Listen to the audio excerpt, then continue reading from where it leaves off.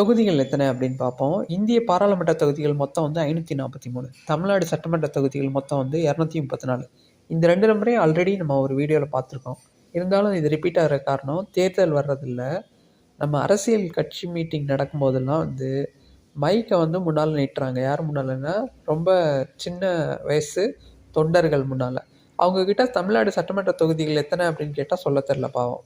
So இந்திய பாராளுமன்ற தொகுதிகள் மறுபடியும் பார்ப்போம். 543. தமிழ்நாடு சட்டமன்ற தொகுதிகள் 234. இதை ஈஸியாக எப்படி ஞாபகம் வச்சுக்கலான்னா, ரெண்டுமே 3 டிஜிட் நம்பர், 3 இலக்க எண். தமிழ்நாடு சட்டமன்ற தொகுதின்னு பார்த்தா 2ல் ஆரம்பித்து ஒன்று ஒன்றா கூட்டிகிட்டே போகிறோம். அசெண்டிங் ஆர்டரில் 3 டிஜிட் போய் நிறுத்துகிறோம். 2, அதுக்கப்புறம் 3, அதோட 1 ஆட் பண்ணால் 4. 2, 3, 4. அதே மாதிரி இந்திய பாராளுமன்ற தொகுதிகளுக்கு 5ல் ஆரம்பித்து ஒன்று ஒன்றா குறைச்சிட்டே வரோம். 5, 4, 3. 3 டிஜிட் நம்பர் தான், அதோட 3rd டிஜிட்டோட நிறுத்திக்கணும். இது வந்து டிசெண்டிங் ஆர்டர். ரொம்ப ஈஸியாக அப்படியே ஞாபகம் வச்சுக்கலாம். ஒரு அரசியல் தொண்டராக இருந்தால் கண்டிப்பாக இந்த அடிப்படை இந்த 2 நம்பரும் தெரிஞ்சு வச்சுருக்கணும்.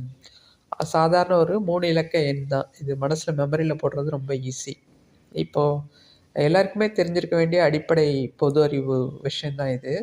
இருந்தாலும் ஸ்பெசிஃபிக்காக நீங்கள் தாவைக்கா தொண்டர்கள் வந்து ரொம்ப சின்ன வயசு பசங்களாக இருக்காங்க. மைக்கை யார் நீட்டினாலும் பேசவும் செய்கிறாங்க. பேசும்போது எத்தனை தொகுதி அப்படின்னு கேட்டு இவங்க செக் வைக்கும்போது சொல்ல தெரியல அவங்களுக்கு. ரேண்டமாக ஒரு நம்பரை சொல்லிவிடுறாங்க, அல்லது தெரியலன்னு மழுப்புறாங்க. அது வந்து கட்சிக்கு வந்து கெட்ட பேர் தான். இது பொது அறிவு இல்லாத பசங்களாக இருக்காங்க அப்படின்னு சொல்லுவாங்க. ஸோ நீங்கள் அரசியல் ஆர்வம் இருக்கிற இளைஞர்களாக இருந்தால் கண்டிப்பாக இந்த 2 நம்பரையும் தெரிஞ்சு வச்சுக்கிறது ரொம்ப நல்லது.